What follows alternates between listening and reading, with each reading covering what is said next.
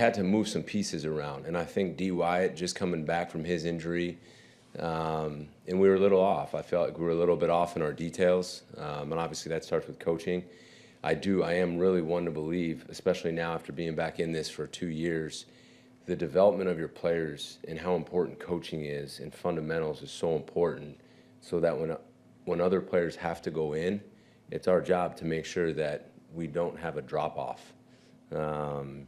And I don't think we did a very good job there in that game, truthfully. So we need to do a better job there, and then we need to execute better. I think it showed you how much of an impact player Colby is, and I certainly expect him to be ready to go again.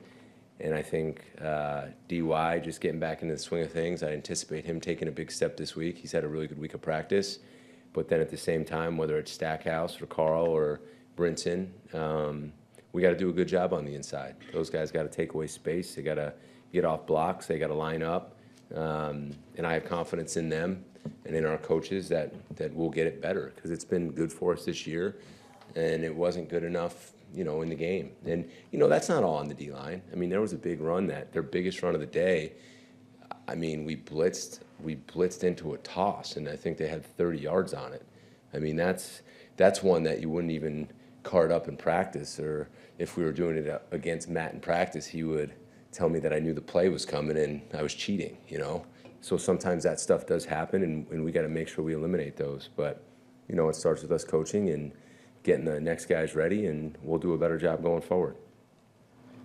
I will ask about the tush push. But I can't. I'm just joking. Go ahead. It's fair. You get the schedule in April or May, wherever the heck you get the schedule. Do you start thinking of, well, actually, you knew they were going to play the Eagles long before that.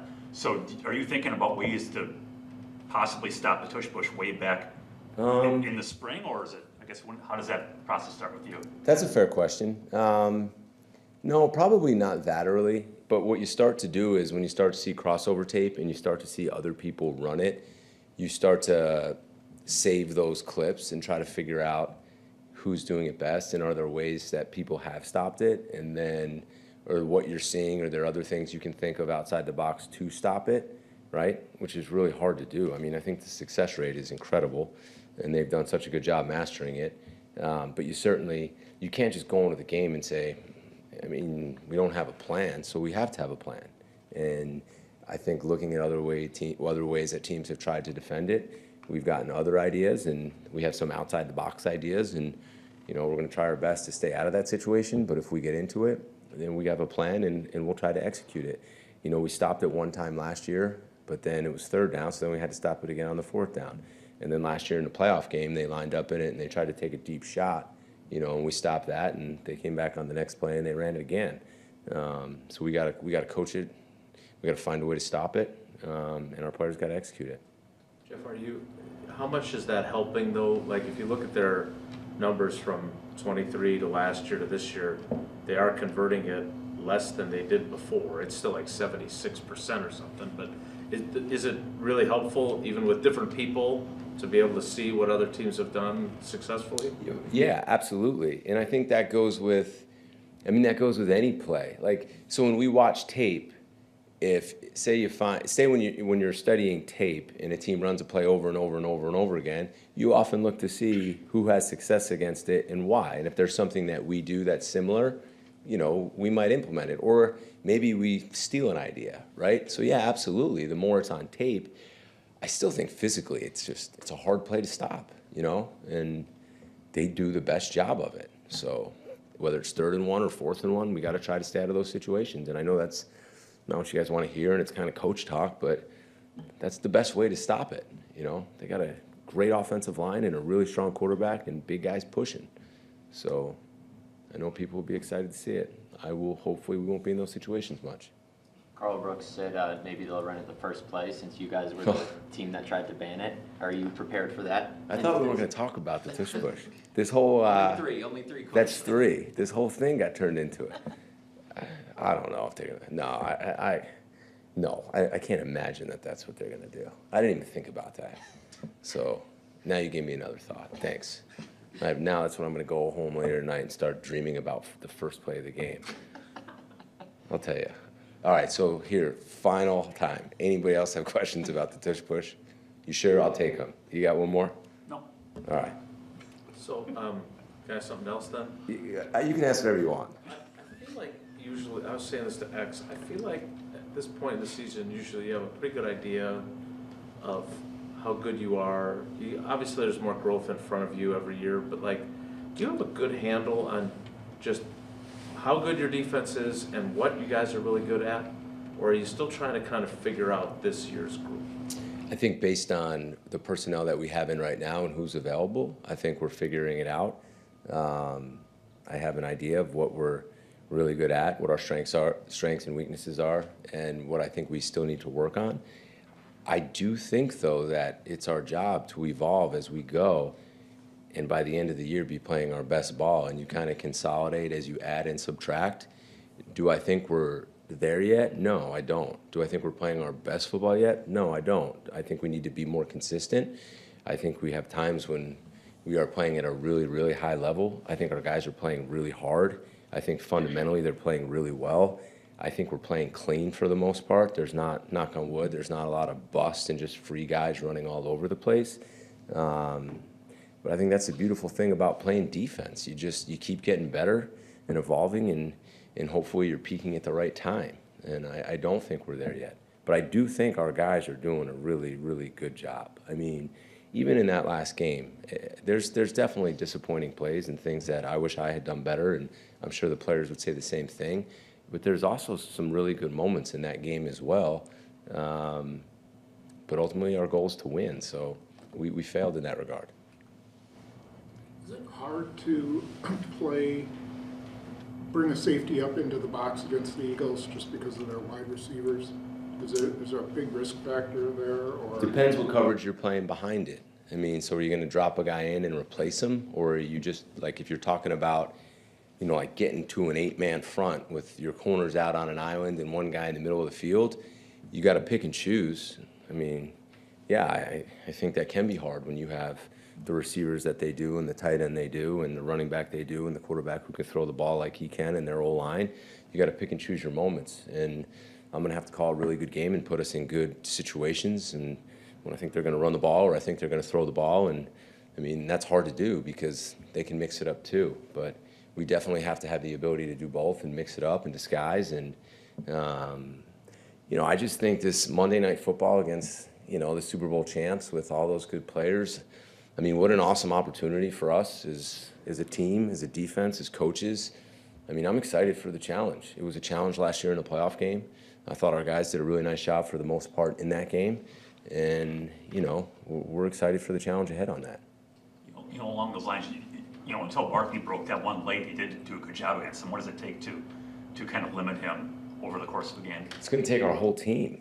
You know, I believe run defense is, and maybe I can simplify this a little bit, playing good run defense is about, you know, guys doing their job as a front together, as a back end together, but it's about staying square. It's about taking away space, okay? It's about guys not turning their shoulders and running up the field and not doing their job, because if one guy does that, this back is good enough to hit a crease and go and be gone, like he kind of was at the end of the game on that one when it was 4-minute mode and we were kind of being ultra aggressive, right? But you have to take away space. And to do that, guys got to play square and they got to use their hands and they got to stay in their gaps. And then at the same time, they got to be ready to tear off blocks together and make plays. And you want to make the running back stutter his feet, right? And not just give him a vertical charge. You want to make him hesitate a little bit so then we can use our speed and go after him and go get him. And that's hard to do every play because they're so big and strong up front, where it's going to take phenomenal effort and technique and fundamentals and the details, which I thought we were kind of off a little bit last week, which maybe woke us up a little bit to how detailed we're going to have to be in this game to play against them, this back and this offensive line. But staying square, getting off blocks, taking away space, make the running back stop and start his feet, setting edges, right? Because if this back does get an edge and you don't make him stop his feet, he's gone. I mean, he's the premier running back in this league. So it's going to take a team effort, detail, good coaching. But what an awesome challenge ahead of us to try to do it again against the Super Bowl champs. Jeff, there's a lot made of that coaches say about adjusting and being prepared, and you can say expecting the unexpected. For you, how do you prepare for that process of you might get an unscouted look? Is it a separate play sheet, or just what is your process? I mean, every week we get unscouted looks, and I'm sure you're talking about the fact that they've had a bye week and time to look at themselves and maybe recreate some stuff. I mean, every week you get unscouted looks. You'll get, especially the way teams are trying to protect against us right now. What I've learned is you got to be on your toes because there's going to be a Micah Parsons plan, which we've talked about. But then in the run game, we might get a new wrinkle. In the pass game, we might get a new wrinkle. You got to see it really fast through the course of the game, which is personally why I like being up there, because I believe I can see it and we can talk and then we can adjust so it doesn't hit you again, right? And that's, you kind of don't give up explosive plays if you can get on top of that so they can't just catch you in something. But that's football right now. I think coaches have gotten to the point where, they're adjusting throughout the game, and there's some stuff that pops out in the second half or even earlier than that you just have to be ready for. There's some tendencies maybe that usually you'd go off of, but then because of the extra time in the bye week, you could say, ooh, I got a great tendency here, but now it's the bye week, so they probably spent more time self-scouting themselves to correct those tendencies. So you got to be a little bit careful there. But you just got to be prepared each series to stay on top of it. With Hurts kind of runs hot and cold. He has, but I mean, the last couple of games, I think it's 7 touchdowns and 9 incompletions. What have you seen from their passing game here of late? Yeah, and you've probably seen the same. I think they've done a good job of opening up their pass game more this year than last year. And that's not a shot at anything that went on last year. Clearly, they were the best team in the NFL. I think their playbook has expanded in their pass game. I think they're doing more. He's spreading the ball out. He's using the back out of the backfield.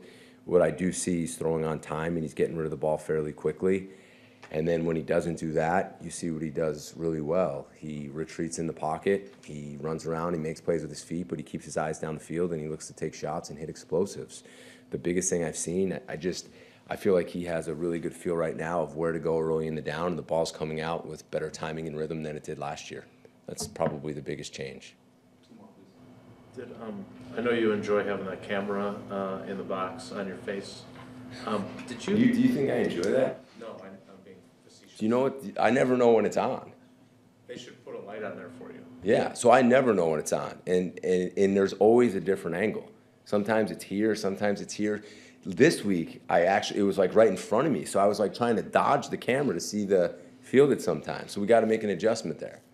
Did I? I'm not even joking. I understand. That wasn't my question. Okay, but what do you say it again? Can't you throw a towel or something? I think I had a Coke can over it one time and I got in trouble, so I got to be careful. But I'm not even. It's a good reminder because I need to talk to them. I'm all for the camera. I respect that they want to do what they do, but I have to be able to see the field, right? That should be fair. What do you got? Well, I was just wondering, did you kick RD downstairs? Is he not up Kick there with him? you? I didn't kick him downstairs. RD, yeah. How'd you notice that? Because they showed you, and he wasn't sitting next to you. He's almost always sitting next to Maybe he was using the bathroom or something. you. Perhaps. Was he? Or No, you're good. I can't believe that's impressive. Yes, he's down on the field now. Would you like to know why? I would. Okay, I figured that was your second part. And does that count as the last question? So we were in one of our away games recently. There wasn't room for him, and I'm not joking. So this is all right. So here's more insight into the coaching world. There's some booths that are really small, so we all can't fit up there. So then we have to decide who goes down, right? So RD and I talked, and he was the guy who drew the you're going down, but it really wasn't for that reason. It was okay. I feel like we can get everything accomplished if he does go down. So we went down for that game. I think it was 3 weeks ago, and we really liked it, and I thought it was really helpful. So we decided to keep him down. Arizona or Pittsburgh? It was Arizona for sure. He was down in Arizona. That's where it would have started because that was the smallest box. And then we decided to keep him down in Pittsburgh, and then we talked again, and we liked it, so we set him back down. Impressive that you saw that. Yeah. So he is down now. But that's the reason. It wasn't like, man, you're annoying me up here or anything. It was, he did a really good job, and he couldn't fit, so we didn't have a choice. If we could do that for people who are annoying, it'd be an empty press box. Yeah, Sorry, Rob. you guys have more space than we do. Some of them are tight. So I think so just about all the guys are down there now.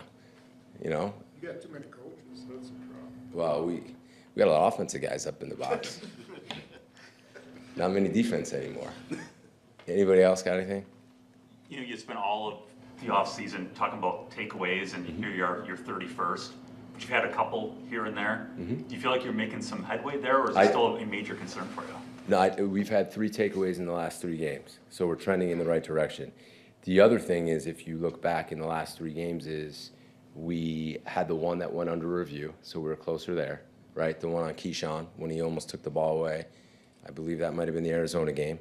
And then last week we had X had the sack fumble, and they recovered it for a 6-yard gain. If you remember that one, yeah, me too. And so we're getting closer, and I can look you in the eye and tell you that we are getting closer. We've had a takeaway in the last 3 games, and that's the step in the right direction. And I think if we continue to do that and hit them at the right time, I think it's going to help us out a lot. The impressive part is, last year at this time I thought we were playing good defense, and I think we relied a lot on takeaways to hold people under 20 points or however many we were doing. This year we're doing that and probably playing better defense, and we're not getting as many takeaways.